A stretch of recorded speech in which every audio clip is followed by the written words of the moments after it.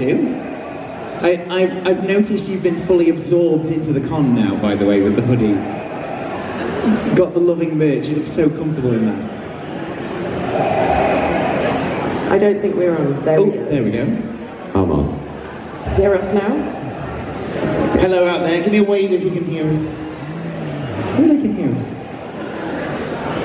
So, hello. Obviously yesterday we talked quite a bit about Thunderbirds and all that fun times and just all of the fun that happened with all of that. Today we'll talk a little bit more about everything, kind of everything else, I guess. Not that that's a small list by any means with both of you two. We can go to the big Who in the room, because I think there might be a few Doctor Who fans out there. Any Whovians around? Just a couple of them. They sneak up on you before you know it. Do that again. You think there's one in a corner and then suddenly there's 1,000 more. It's amazing. Because obviously we have Terry Malloy here, the original Davros, so we're talking kind of bad guys today in your episodes. We have obviously the horrific Clockworks, who were, I believe they were relatively new for your episode, weren't they, in that time? I think they'd done Clockwork Enemies before in Doctor Who, but nothing like that, nothing even remotely themed and as horrible as that. And then The Wire, our horrible TV, stealing faces. Yeah. So, going into your episodes, like, were you fans of Doctor Who before you worked in, or was it kind of sliding into something and just kind of making it your own when you slide into that? So that is for both of you. Did you know, obviously I'm guessing you knew of the series at least, but was there kind of that, oh, I'm going to be in Doctor Who, I'm going to be something in this series? Oh yeah, yes. When they phoned me up and said they'd offer you a part in Doctor Who, I went, yes! Yeah, amazing. I was always a great Doctor Who fan when I was younger. I loved it, and I thought Magpie was a great character, actually. Very nice. He was sort of bullied into being a villain by The Wire, I thought. So there was a sympathetic side to him, really, as well. And I thought it was fascinating. I remember the coronation. It was set in 19... No, I couldn't have been the coronation. Anyway, so it was the beginning of television. So, and I'm told that every time there's some electronics in Doctor Who these days, it always has Magpie written on it. So it is great. I love that. And obviously Sophia, it still stands as one of, if not the most popular episode, that lovely, the girl in the fireplace, and it's so lovely watching it through time and diving into that, and obviously it's a character that kind of evolves with each little Doctor's jump and all of that. Was that a whole interesting thing to get into, to build the character around just everything, or was it just, well, the script is here, this is how it's going to have to work, or did you have to look into that and kind of dig in to be like, okay, well, she needs to start here and she's going to end up here by the end of it to be the big emotional payoff that they have in that episode? So by no stretch have I ever been a method actor, nor have I ever been one to do that much research. I kind of wing it as best I can and get away with doing the least amount of homework possible, basically.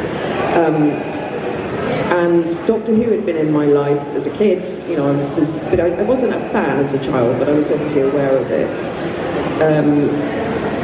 I didn't realise, reading the script, that it was going to be this incredibly special thing that people still love, God knows how many years later. No idea at all, and it's magical, that. But I didn't really... I kind of work quite organically, whereby I don't really decide what I'm going to do in a scene, really, until I'm actually there on the day. I don't know about you, Ron, but you can have all sorts of ideas in your head, but until you've actually got another actor in the room whose energy you're then playing on, until you know what they're going to be bringing to the table, I don't know what I'm going to do. Does that make sense for you? Yeah.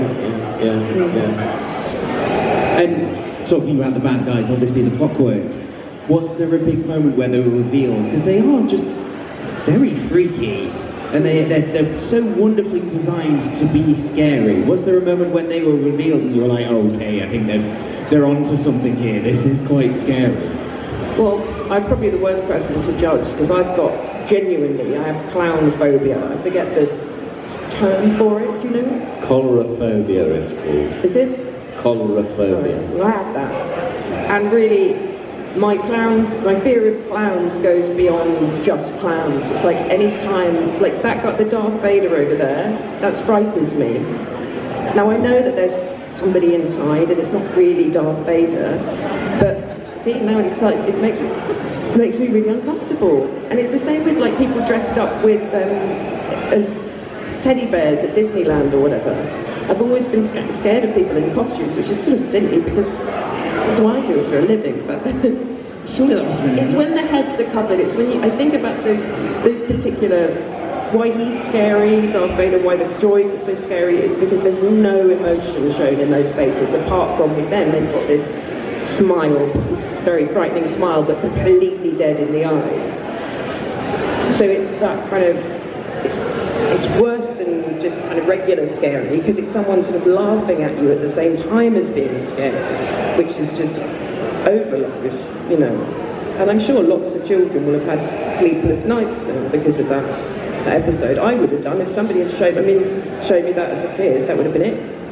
It couldn't have been an enjoyable experience when they were on set for you then. No, like, at all with those. I have to ask them, can you just take the masks off so we can talk? I can't talk to them. Like, I need to see the people to show me there's a person there, please.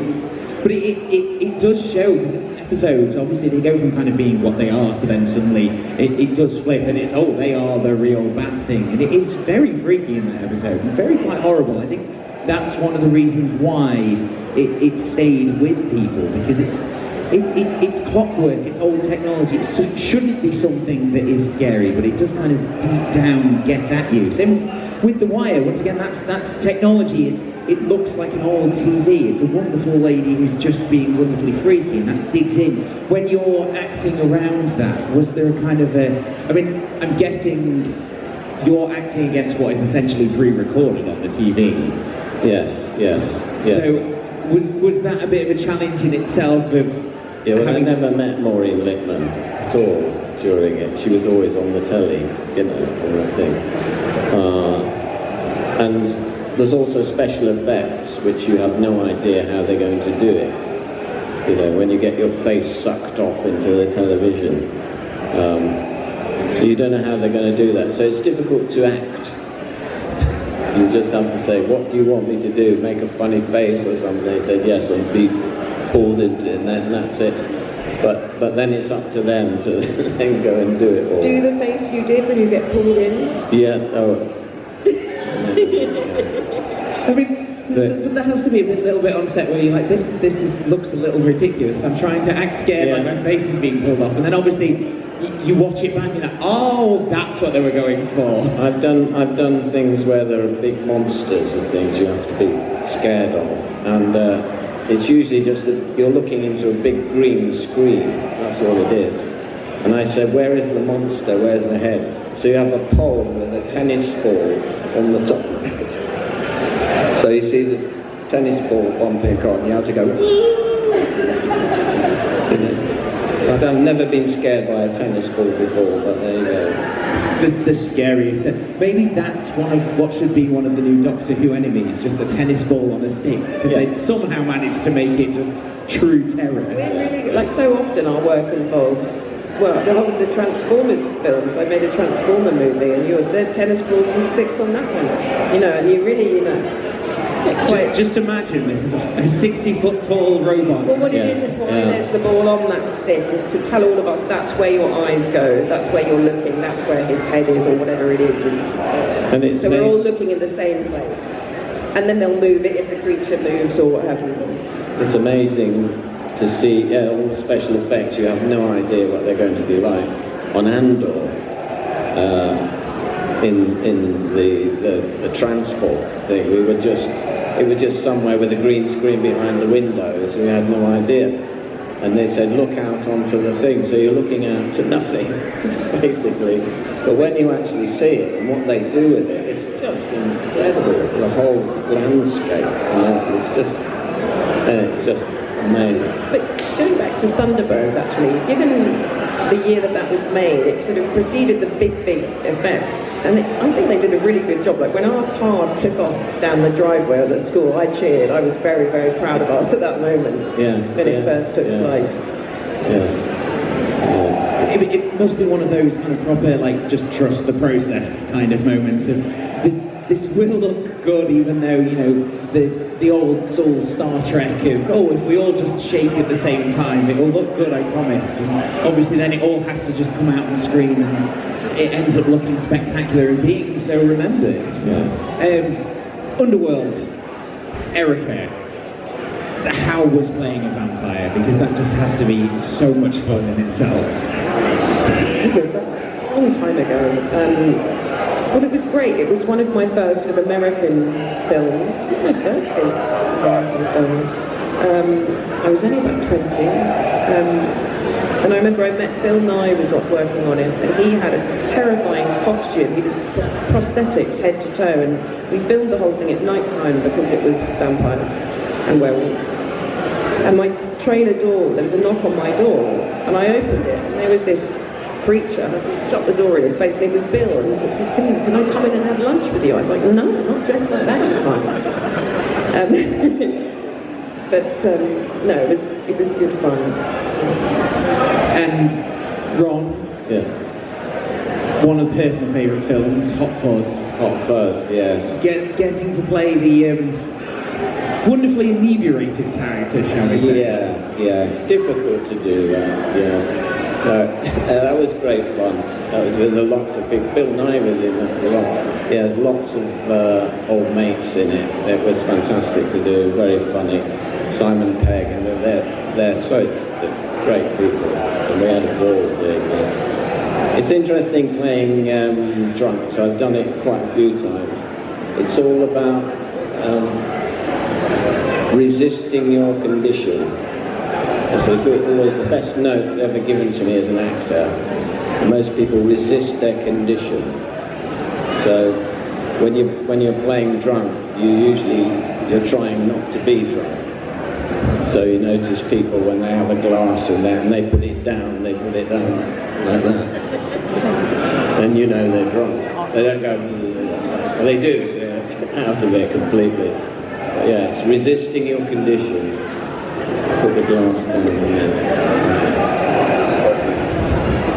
Honestly, you could have had a couple right just then. I'm believing it already. Now, I hate to say this, but we are running a little bit low on time, so I am going to throw it out to our audience. If you have any questions for these two wonderful people, please throw up your hands and we shall get to you, I am sure. I see a hand flung up already. Hi, I just wanted to ask Ron, what was it like working on The Witcher? Oh, The Witcher, yes. Oh, that was incredible. We went to some fantastic places in Hungary and Canary Islands, which was fantastic to do. But also that's another thing about green screen, and you know, I was playing all three jackdaws, who turns out to be a golden dragon. And I had no idea how you play a golden dragon. Luckily that wasn't a thing. I had to go into a tent which had about 100 cameras around it, and they do a complete body scan basically in the vision for the special effects people. So they know every part of your body all around, which is extraordinary. But it was great fun doing that. Yes. Thank you very much. Any more questions, please? If you've got anything, now is the time. Fling. Oh, yes, I'm on the way. I was just going to ask Sophia, because I know you've been in quite a few things with vampires and such, either like Underworld, Moonlight, I remember that no one else had seen too bad of, and A Discovery of Witches. How was Discovery of Witches? Discovery of Witches? So I'm slightly deaf. Could you repeat? Yes. Yeah, no, basically, yeah, how was A Discovery of Witches? Because I feel like you've done both the vampires with Underworld, and then with a vampire for Moonlight, and then witches with Discovery of Witches. Yeah. How was that? Yeah. That was a lovely job. I think it was the first job I did back having had my son. So it was lovely. It was a few days up in Cardiff. And Teresa Palmer, who plays, forget the name, I can't even remember my character's name. Anyway, she's a very, very old friend of mine. She was the sort of first person, we both made friends with each other in Los Angeles. We were sort of each other's first, and she's wonderful, so it was lovely to see her, lovely to be in Wales, lovely cast, everything, really, really good.